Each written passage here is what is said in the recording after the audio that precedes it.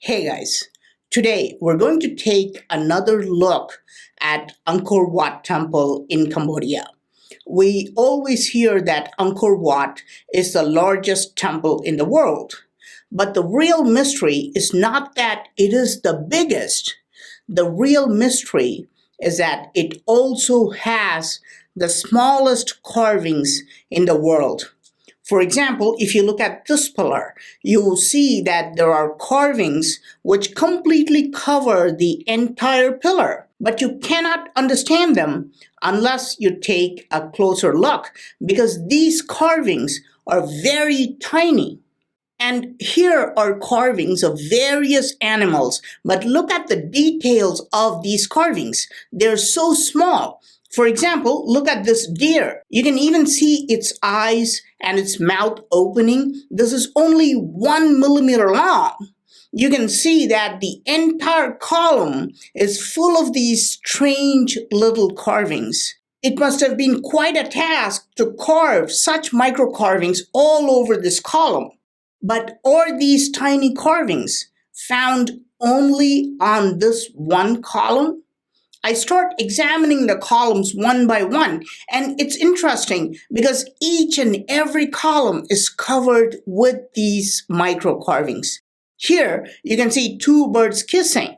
In another column, you can see a similar depiction where two birds are fighting each other.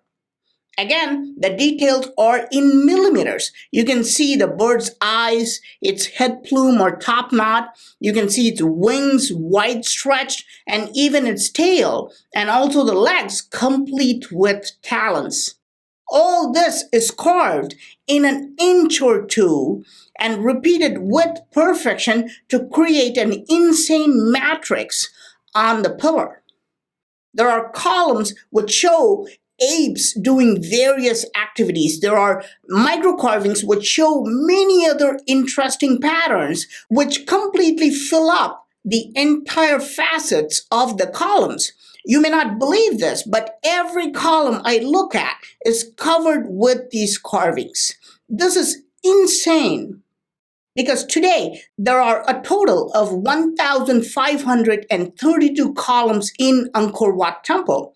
And all of them have these carvings. And there are so many columns destroyed and lying on the ground. And they're also covered with micro carvings. Here's another fascinating detail on the columns. Even if they carved deities, they covered the rest of the column with micro carvings. They carved flowers, leaves, and they never left any space blank. Forget about building the largest temple in the world. Imagine the task of carving every inch on every column of this temple. But are these carvings found only on columns? As I start getting fascinated by these micro carvings, I realize that they stretch beyond the columns. They also stretch above, on top as well. If you look at the top beam, even that has tiny carvings. This is weird, so I start looking around at the walls. And I'm shocked. Look at the walls. Everything is filled with these carvings. Zoom in and you will see various types of flowers, leaves, creepers, ornamental hangings. It's crazy even to say this, but this is what I'm saying. Every inch of the world's largest temple is covered with carvings. You cannot even find 1 inch in this entire temple that's blank, that's not carved. So imagine building a temple that stretches for 400 acres and filling every inch with tiny little carvings. This would have been a monumental task. But did they really carve every inch of it? Here's a giant wall that stretches forever. And right away, you can see that it has beautiful carvings all over it. This is just one photograph of a small part of this wall. And in this alone, you can see more than 80 warriors, several gods, and a dozen animals carved. Each warrior is doing something unique. One guy is shooting an arrow, another guy is wielding a sword, one guy is using a shield, etc. The details are so vivid. You can even see different expressions of anger, fear, and even dejection and satisfaction. How could they carve that much details in such a small area? In the center, look at this bird. In one hand, he's holding a horse. On the other hand, he's holding another horse. I can talk about this all day because the details are insane. The really interesting part is what you're looking at is just about 10 feet in length, and these carvings stretch for many hundred feet on this wall alone. Imagine the number of fighters and details carved all over this wall. It's weird because you can understand that the sculptors did not get enough space to make the carvings they wanted in the world's largest temple. It almost seems like they had to cram in a lot of details. Look carefully. Do you see any space that is not carved? It's completely filled. The sculptors could not get enough of this. And some of you may think, well, this is a battlefield. Sculptors wanted to show a very crowded, chaotic battlefield filled with people. But look above the battlefield. Look at the patterns carved. This is not the battlefield. They could have left it empty, or at least they could have just made simple designs. But no, they were carving a plant-like design with various leaves. On top of that, they carved some ellipses. On top of that, they carved animal faces. On top of that, you can see birds with wings spread out. And it goes on. But I'm not fully satisfied even after observing these walls. I don't believe that a temple stretching for 400 acres with a pyramidal height of 200 feet can actually be carved every inch.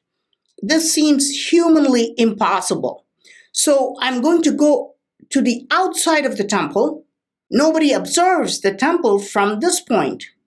You see, the base of the temple is raised to 12 feet. Above that base, we can see people walking inside the temple, and on the walls there are carvings in every inch. But what about the base of the temple itself? Nobody in the right mind is going to go in the grass and look at the base of the temple. Did ancient builders carve every inch of that base? I'm very curious, so I'm walking to the base. What do you think? Are there micro carvings there? As I get really close, I see tiny little carvings completely filling up the base as well. Think about it. Nobody is going to walk around here. Not only today, even in ancient times, nobody's going to come to this place and see what's here. Perhaps 1 in a million visitors would come here and take a look at this area. But even here, the ancient builders did not just carve one pattern repeatedly, they carved so many designs. See, from the top to bottom of the base, there are so many varieties. I could spend all day analyzing these carvings. Garudas, deities, flower patterns, lines, chakras, circles, even animal faces are carved on them. And the bottom is eroded because of nature. So I walked through the entire stretch of this side. And this is pure insanity because there's not a single inch left blank. So the ancient builders covered every inch of Angkor Wat with carvings. Take a minute to think about doing something like this today. Angkor Wat is about 300 times the size of an American football field. It stretches for 400 acres. Let's take only 25% of this. Let's just take 100 acres. Let's ignore the steps on the moat, protective walls, etc., they won't have carvings because they're just accessories surrounding the actual temple. Visualize putting a separate carving on every inch of this 100 acres. Let's imagine doing something simple, right? Let's say I want you to make a pizza that stretches for 100 acres. This is impossible. Somehow, you do manage to make a cheese pizza that's 100 acres wide. But now, I come to you and I say, good job, you've made the world's largest pizza, but that's not enough. Now, I want you to fill every inch of this pizza with a unique topping. 1 inch should have mushrooms, 1 inch should have onions, 1 inch should have olives, and one topping should never repeat anywhere else in 100 acres. Do you honestly think you can do this? This would be impossible even if you're a world-class chef. But this is what the ancient builders have accomplished in Angkor Wat. I mean, how did they accomplish such an impossible task? I'm getting really frustrated with these ancient builders. Now, I'm hell-bent on finding an inch that's not carved. I mean, there should be at least 1 inch in this entire temple that's not carved, right? So I examined this entranceway in Angkor Wat. If you look at the top line, you can see a series of small flower-like patterns. Below that, you can see a beautiful carving. This is definitely a war scene, eroded a little bit. But look at the bottom of the same block. They carved even that part with circular patterns. Let's go to the next level. Now we're looking at the frame of the entrance. There's a lot of erosion and corrosion because this temple is at least 900 years old. But you can see that even the tiniest strips are carved. These strips are just a few millimeters wide, but they've carved even on those thin strips. And then I strike gold. Look at the sides. It's very smooth. There are no carvings. Here you can see carvings on the outside, and here also you can see the carvings. But the L shape between these areas are completely smooth. They don't even have one carving. So I was wrong when I said ancient builders carved every inch of Angkor Wat.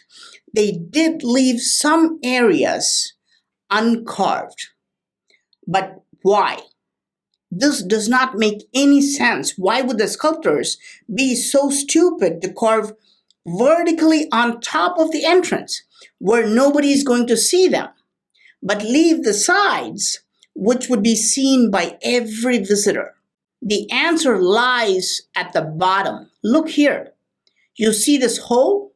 Yes, it's eroded, but this is a square hole.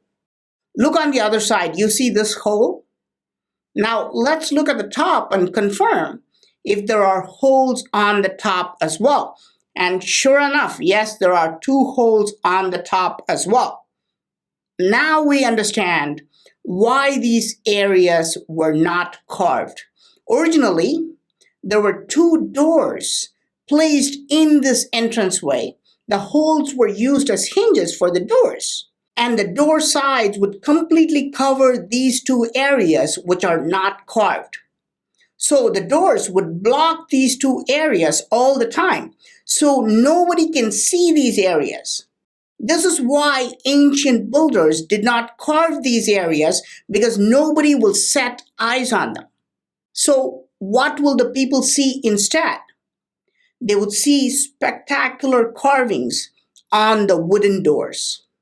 This is not just a theory, because we do find remnants of these wooden blocks which supported the wooden doors. You see how richly carved this wooden block is, even after all these centuries. Again, not an inch is seen without carvings. There is no doubt that large wooden doors, richly carved, would have been placed in every doorway. So my initial finding was that every inch of Angkor Wat Temple was carved.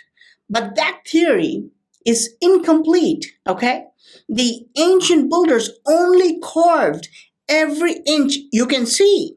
If you cannot lay eyes on an inch, if no one can see a particular inch, then the ancient builders did not carve that inch because it's a waste of time to carve even an inch where nobody can see. Look at this area. I told you about these circular flower-like patterns. And these flowers would be seen only when the doors are open, but they carved this area also. Only 1 in a million would observe these by directly looking up while standing in the doorway. But they did carve this area to satisfy a freak who's going to observe this. But even in this strip, notice they did not carve all the way. They left it blank for a few inches here and there because those areas would always be covered by the door all the time. So they will never be seen. Of course, we can go to the next entrance and verify this. And yes, again, from top to bottom, everything is carved except where the doors would have stood. It's already weird that ancient builders carved every inch of what you can see. But it's even more weird that they did not carve even an inch of what you will not see. This means they planned everything with machine-like accuracy. They must have had very advanced technical knowledge and skill to do something like this. Now, what happened to the ancient wooden doors? Where did they go? The builders of Angkor Wat would have never even imagined that an inferior civilization would come later, dismantle these wooden doors and wooden blocks, and use them for their houses and other selfish purposes. In fact, the World Monument Fund is now trying to put new wooden blocks on the ceiling all around the temple. They're trying to recreate what the ancient builders originally had. Remember, I told you the ancient builders did not even want an inch you see to be left uncarved. But if you look above, the ceiling is not at all carved. Why is this? Why did they leave the entire top area uncarved?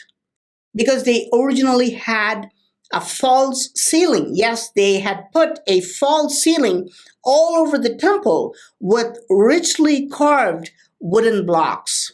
Of course, the generation which came later completely dismantled them and used them for selfish reasons. Not to mention that they also destroyed them because the blocks had Hindu carvings, and the generations that came later did not follow Hinduism. So they also intentionally destroyed these fabulous wooden blocks. And this is why you will see some pillars which look like they're not carved. This is because of intentional destruction by people. Now, these are micro carvings. They're only 1 or 2 millimeters deep. And you can destroy them very easily. You can just take a handful of sand and just rub it on the face of the sandstone, and the carvings will start fading away. And this is what they did. The inferior civilizations did many things like this. They sand filed these blocks. They put their own inscriptions on these pillars to claim it was their work. Some tried to destroy all these pillars unsuccessfully, and they also tried to deface all the Hindu carvings unsuccessfully. But in their defense, it's humanly impossible to destroy every inch of 100-acre area. But the real question is, how was it possible to carve every inch of what you will see in this temple? In my previous video, I talked about how ancient builders were processing 1 ton of rock every minute. That 1 ton also includes carving every inch of that 1 ton rock. Is this even humanly possible? What happened to those ancient boulders? How did that civilization disappear? Please let me know your thoughts in the comment section. I am Praveen Mohan. Thanks a lot for watching. Don't forget to subscribe and also click on the bell button to get all the updates. Please give it a thumbs up and do share it with your friends. And I will talk to you soon. Bye.